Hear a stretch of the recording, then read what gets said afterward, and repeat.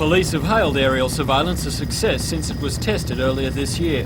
There are now 27 locations around the state where it's carried out and another 23 on the way. 5 of the existing locations are in the Hunter and on the Central Coast. The Christmas holiday road blitz is in full swing and the police have 2 planes on the job full time. The campaign is the start of regular patrols, with the police getting 2 more planes for the task in the next few weeks. The system is simple. The plane flies 500 metres above the traffic and uses the grids on sections of the road to gauge the speeds of cars.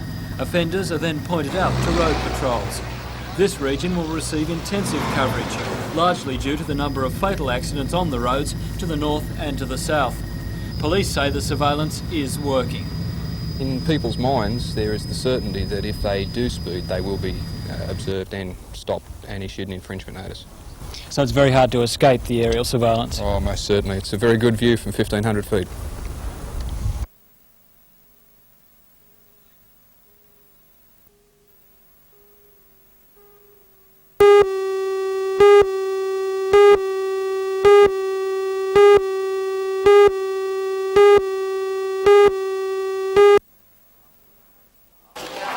After a slow start, most retailers would agree it's been a good Christmas. The wave of Christmas spending peaked late last week and may peak again tonight and tomorrow. The sales picture is inconsistent, however. David Jones' City store is having a boom year, with figures 13% up on last year. But the sales of expensive items like electrical goods and furniture is down. The big success story has been fashion, which is good news for many of the region's smaller boutiques who've had a tough year. President of the Retail Traders Association, John Scott, says that overall it's been a successful Christmas. Yes, it would appear that this Christmas is going to be as good as most, and it looks as though our figures are going to be up on last year, which will make it a record year again. Has there been any particular trend this year? What are people buying? Quality. Definitely quality, and the very much the success story of this year has been fashion in the department stores.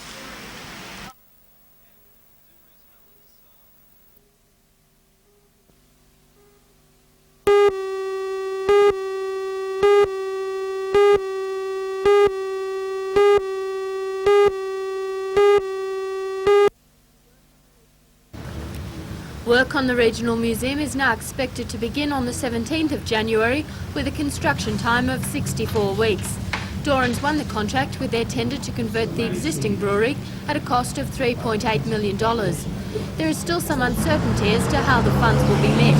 The council has a $1 million state grant in the kitty, but is still lobbying for funding of $2.4 million from the federal government. The Lord Mayor, John McNaughton, last night instructed the town clerk to investigate other avenues for raising money, including the selling off of some of the city's surplus assets. A second project let last night was the Queen's Wharf complex, to be the focus of the harbour foreshore development. This went to the Hughes Brothers building firm, whose tender came in the lowest at just over $6 million. The contract calls for the construction of the wharf itself, 2 buildings, an observation tower and an overhead walkway linking the complex to Hunter Street. The Newcastle manager of Hughes Brothers, Mr Varnum, says his firm will begin work tomorrow to prepare for construction. The Queen's Wharf complex has a completion date of the 7th of January 1988.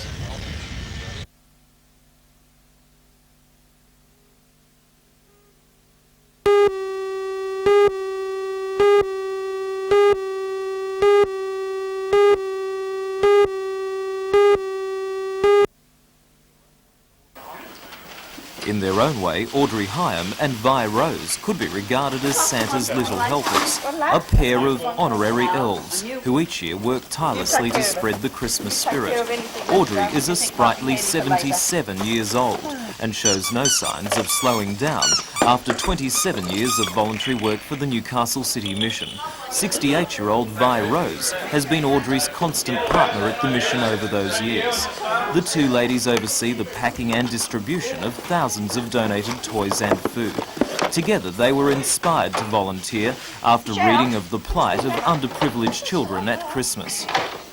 We worry about the children who aren't getting a Christmas at all. You know, there's so many get so much and so many that get so few things. So Audrey, what inspired you initially to become involved all those years ago? Oh, well, to try to support the people that are underprivileged that cannot afford to buy things for their children. That's about all. Yes. Do you find that it's keeping you, you know, fit and active and... Tired. Very tired. Yes. It's an interest. Yes. Big interest. Well, Merry Christmas to you both. Thank you. Same to you. Thanks very much.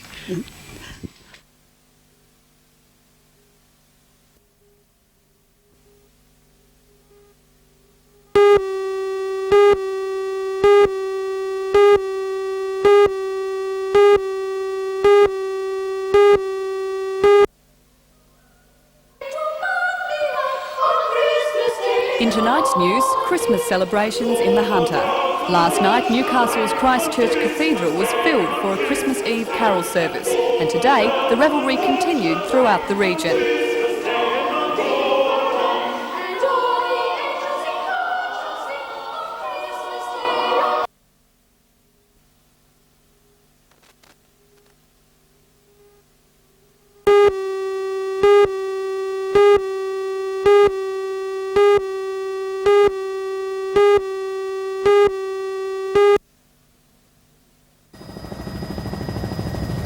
It's become a familiar sight at holiday time at Swansea, south of Newcastle.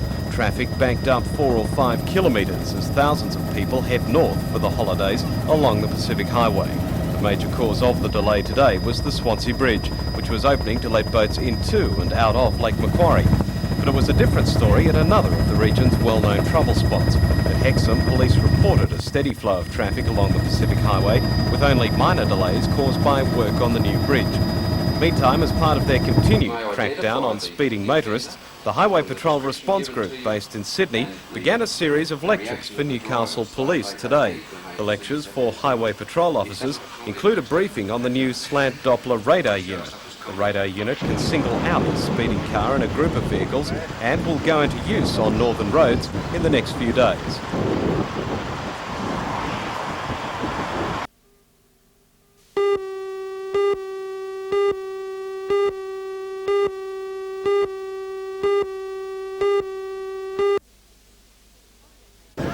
Holidaymakers took full advantage of today's fine weather to enjoy what the Central Coast has to offer. At the entrance, beaches were crowded as children frolicked and people took to the water in various craft. The shops reported a brisk trade as they coped with the annual invasion.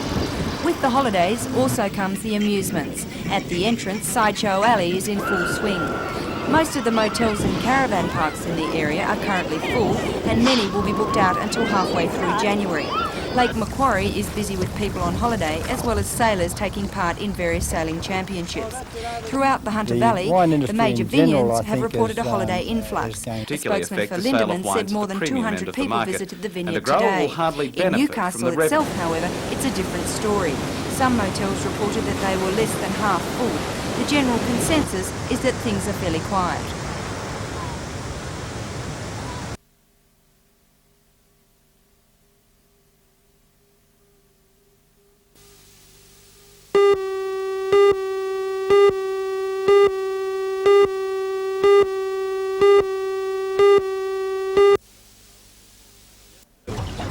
Yesterday at Belmont Bay on Lake Macquarie, many of the 30 boats in the national titles took to the water in a one-off sprint event.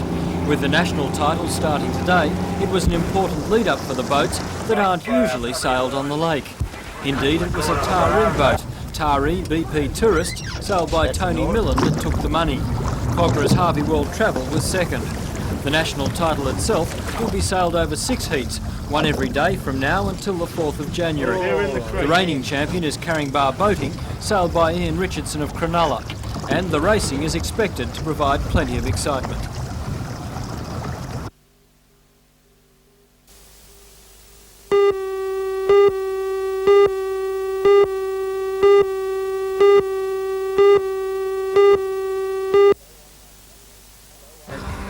Hello, I'm Mark Matho, and tonight on NBN News, I'll report that the Water Resources Commission has vowed to get tough with farmers who pump illegally from the Hunter River. The Commission says that some farmers and even some wineries are ignoring established pumping procedures. Join Ray Deneen and John Church for all the news tonight at 6.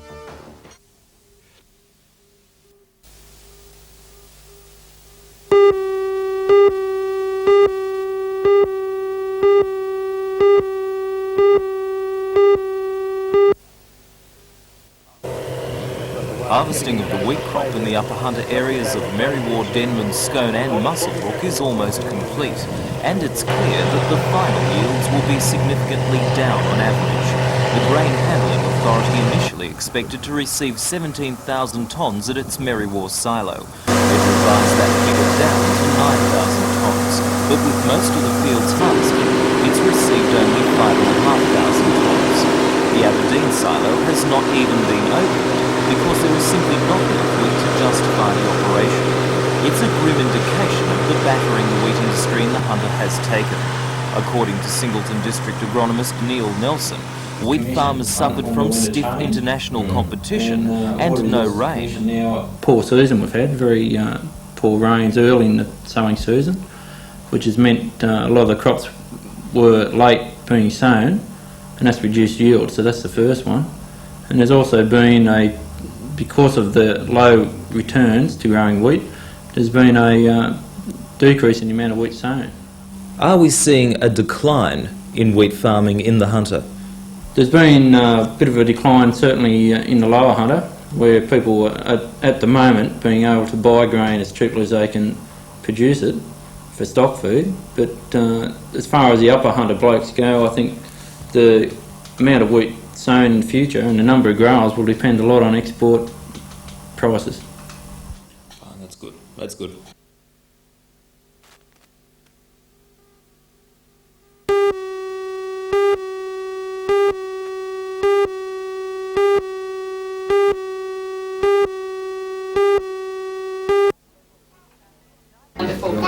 In tonight's news, a report on two of the Hunter region's bravest children. 3-year-old twins Shane and Michael Tobin are back home from hospital after suffering serious burns in a house fire 3 months ago. Join Ray Deneen and John Church for all the news tonight at 6.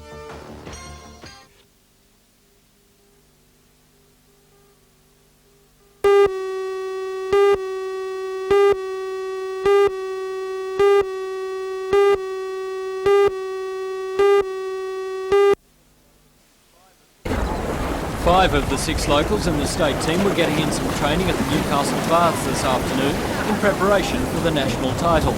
The state team gets together in Sydney this weekend, where they'll go through some intensive training. The 6 locals put in outstanding performances at the recent inter-branch titles to earn their places in the state side. For junior surf lifesavers, the nationals are as far as they can go. Fingal Bay's Troy Dowker and Hugh Bonney were members of the state team last year, with Dowker winning 5 events then. This year his brother Ty joins him in the team, as do Peter Watts and Drew Blatchford from Swansea Belmont. Those 5 will contest the water events, while the 6th member, Andrew Lydiard of Merriweather, will do his bit in the flags, sprints and relays on the beach.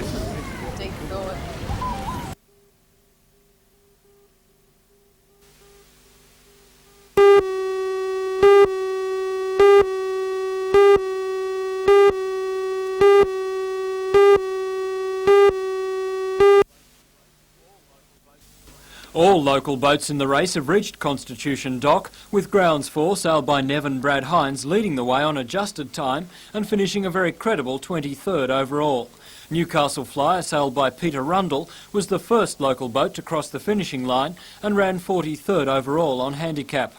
Next home were Polaris, sailed by Les Savage, and Christopher, sailed by Dennis Pomfrey. Newcastle Flyer sailed into Hobart's Constitution Dock late yesterday to a rousing welcome from the crowd. But it wasn't all smooth sailing for Peter Rundle and his crew. Without its moments, and we nearly sunk on the first night by another yacht, and that gave us a bit of a scare. We couldn't get out of its road. But thankfully we didn't get sunk by it, and all in all it was a pretty satisfactory trip. Despite the mishaps, Newcastle Flyer completed the race in 3 days, 6 hours and 26 minutes, and Peter Rundle was pleased with his achievement. Pleased to be the first Lake Macquarie boat to Hobart, and whilst we haven't done very well on handicap, at least we're the first Lake Macquarie boat.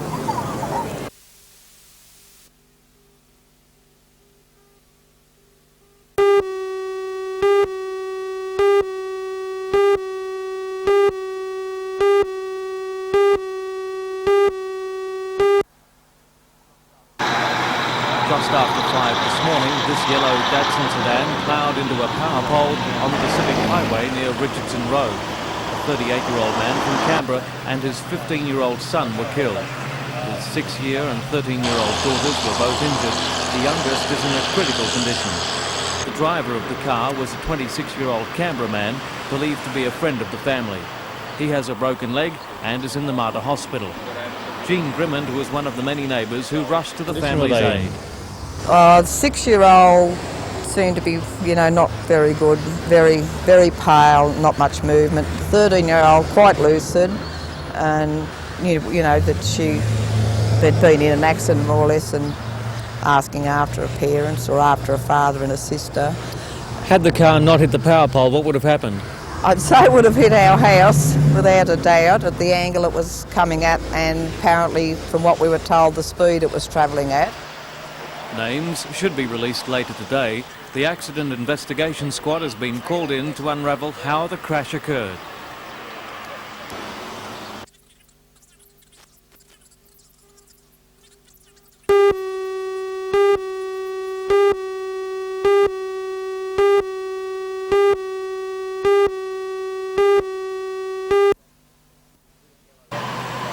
This yellow Datsun sedan was ripped open on impact with the power pole on the Pacific Highway at Raymond Terrace. The car rammed the pole near the intersection with Richardson Avenue just after 5 o'clock this morning. 5 people were travelling in the car, only 3 survived. Killed were 38-year-old Victor Martin of the ACT and his 15-year-old son, John. The man's 2 daughters were injured and rushed to the Mater Hospital.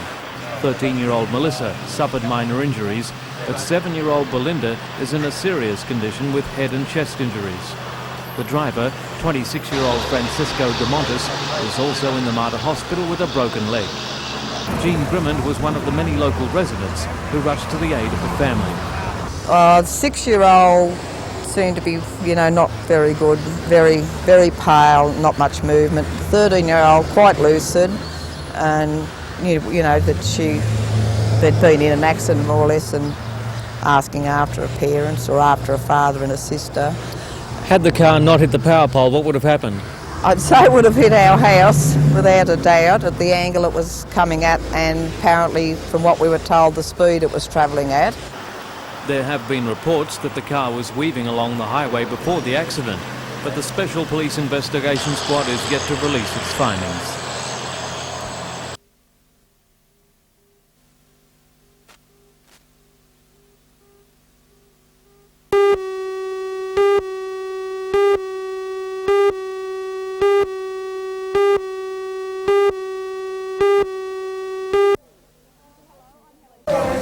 Hello, I'm Helen Hughes.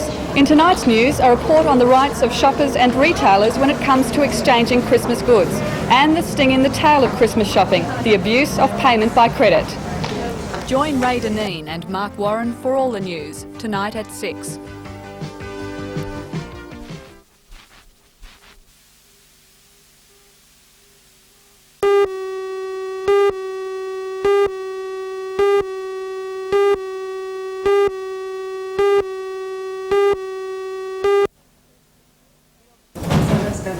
The obstetric services have operated at the Royal for the past 35 years.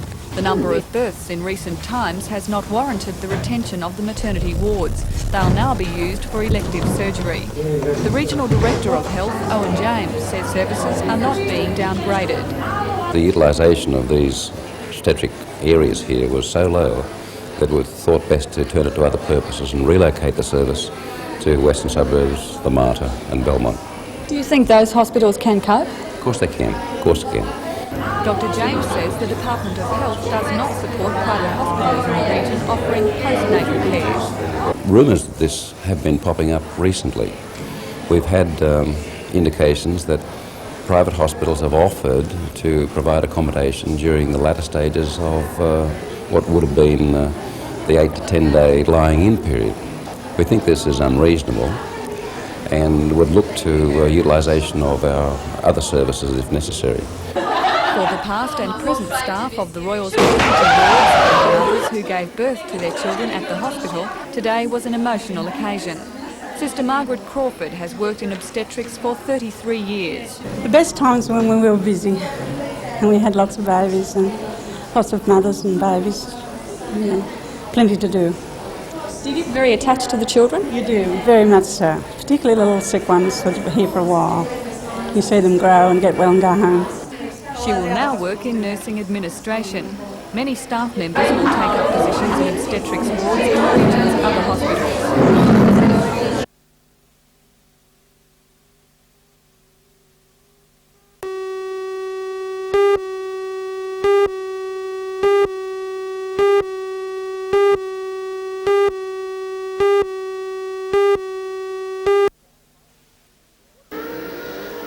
The water on the track failed to cool the tempers of the drivers as the night wore on. It may have been the sort of conditions, it may have been the pressure of competing for one's country, but whatever it was, American corks popped.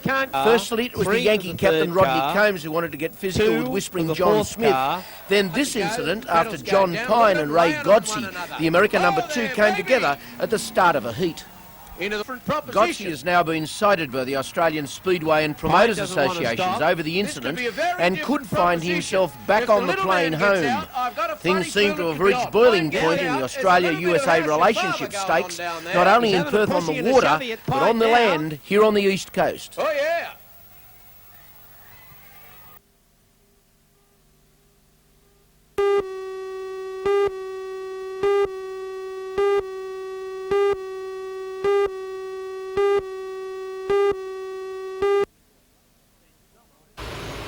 Each summer, many people are rushed to hospital with bites from the deadly funnel web spider.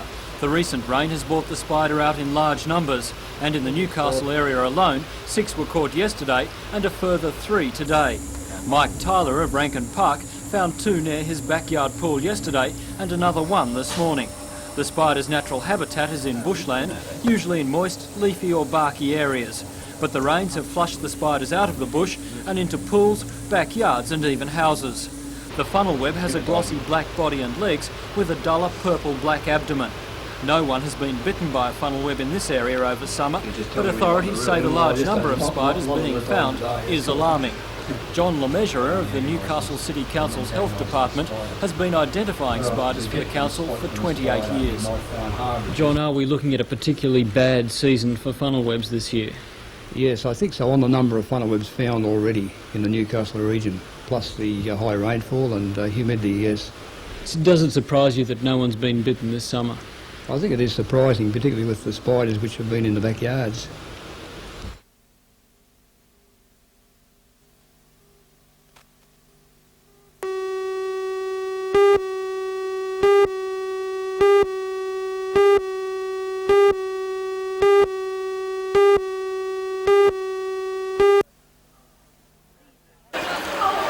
Fees for Catholic schools in the Hunter will rise about 9% this year.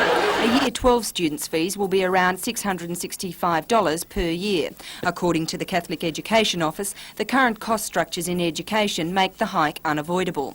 Monsignor Coulahan, the Director of Catholic Education for the Diocese of Maitland, stressed that no Catholic child would be refused a Catholic education because their parents couldn't afford it. Families who were unable to pay the new fees could make special arrangements with their school principals. The new fees for Catholic schools vary a lot, depending on the class that the child is in and how many children are at the school. For primary schools, fees will rise from $6 to $6.55 per week. For years 7 to 10, fees will rise from $8 to $8.70 per week. And for students in years 11 and 12, fees will rise from $14.50 to $15.80. I think given the overall cost structures in education these days, it's hard to see how they could have been avoided. Roughly 60% of the fees collected are returned to this office to help pay the overall costs of the system. The remaining 40% of the fees collected has to be used by the school for its normal recurrent costs. That is, its purchase of day-to-day consumables and services and so on. Parents with students at Newcastle Grammar School can expect to pay an extra 10 or 11% this year, bringing the cost per child to about $3,700. Newcastle Grammar is administered by the Pittwater House Schools in Sydney. According to the bursar of the Pittwater House Schools, Mr Barry Malloy, the increase still had to go before the school council in the next 2 weeks, but it would be most unusual if it was rejected. Mr Malloy said teachers' wage rises coupled with increased overall costs are the main reasons for the increases.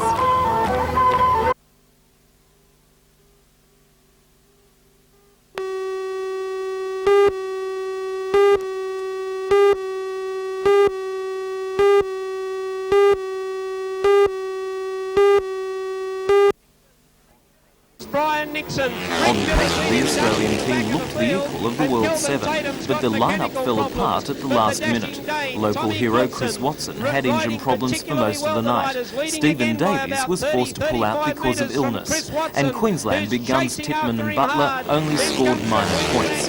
Best for the Aussies was Stephen Regelling from Queensland, who scored 15 points. Taree rider Brian Nixon and Chris Watson scored 7 each. The World Seven put on a brilliant performance. Denmark's Tommy Knudsen won the final and broke the lap record, and later claimed a flying lap record. Following last night's performance, selectors are sure to make some changes to the Australian team for next week's test against the British Lions.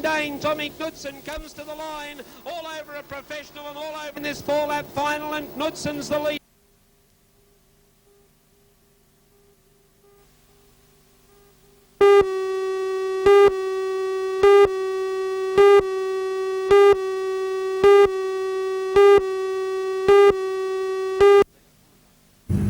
The State Pollution Control Commission says that over the last 2 weeks, it's been inundated with complaints about pollution from the steelworks.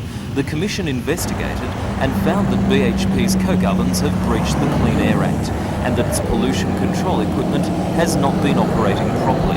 The operation of the coke ovens could only be described as dreadful. In fact, last night the ovens were completely obliterated by one large cloud that was released about 8 o'clock.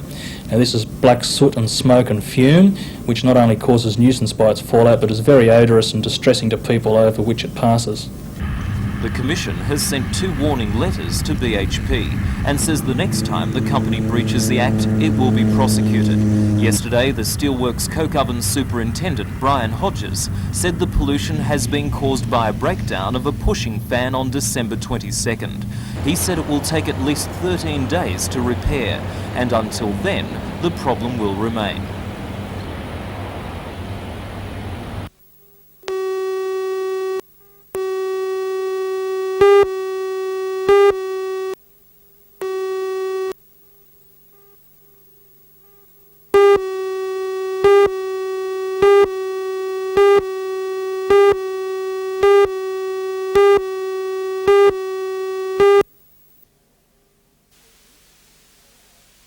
Peter and Julie are originally from Newcastle, but 3 years ago moved to Bowraville in the Nambucca Valley, where Peter was transferred with the New South Wales Police.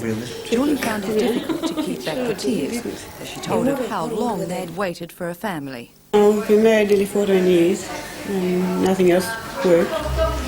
We tried fertility pills without IVF, years ago, before it was sort of going. Tried on our own, we tried a naturopath. It's just, this was successful. It wasn't easy, there was 4 attempts. In a 12-month period, wasn't it? How did you feel the first time they told you that instead of 1 you had 3? Well, I was laying down, I think I would have fallen down. Julie was admitted to hospital nearly 3 months ago when it was feared the babies could be born prematurely.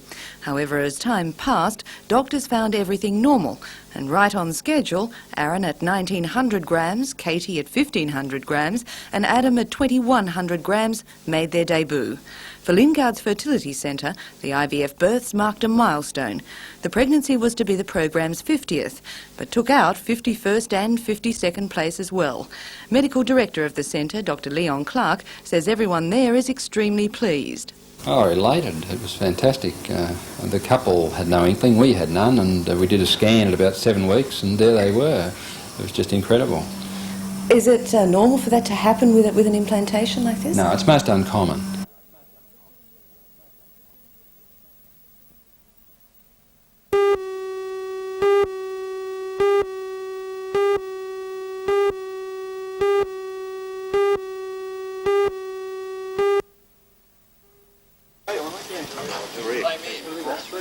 The fire brigade believes the fire in the house in Purdham, close Thornton, was burning for some time before it was noticed just before 10 o'clock this morning.